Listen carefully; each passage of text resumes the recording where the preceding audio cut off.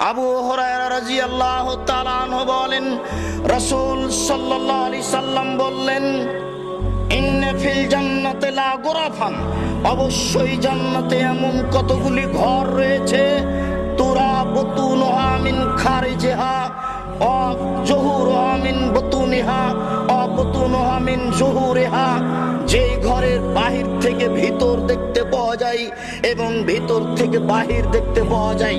ফাকামা আরাবিয়ুন ওয়া কালা লিমান হাযা, একজন পল্লীর বেদুইন মানুষ দাঁড়িয়ে বললেন, আল্লাহর নবী, এই জান্নাত কার জন্য?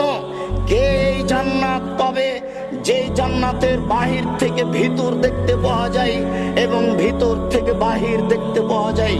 রাসূল সাল্লাল্লাহু আলাইহি সাল্লাম বললেন, মান আতাবাল কালামা ওয়া আতামাত তাআমা ওয়া আদামাস সিয়ামা ওয়া সাল্লা বিল লাইলি ওয়ান নাসু নিয়াম।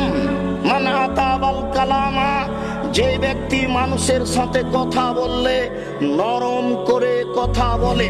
ওয়া আতামাত তাআমা, যে ব্যক্তি ভিক্ষুক, অসহায়, দুস্থ, গরিবকে খাদ্য দেয়। ওয়া আদামাস সিয়ামা, যে ব্যক্তি নিয়মিত সিয়াম পালন করে। ওয়া সাল্লা বিল লাইলি ওয়ান নাসু নিয়াম, যে ব্যক্তি রাতে সালাত আদায় করে যখন মানুষ ঘুমন্ত, ওই মানুষের জন্য এই জান্নাত বরাদ্দ রয়েছে।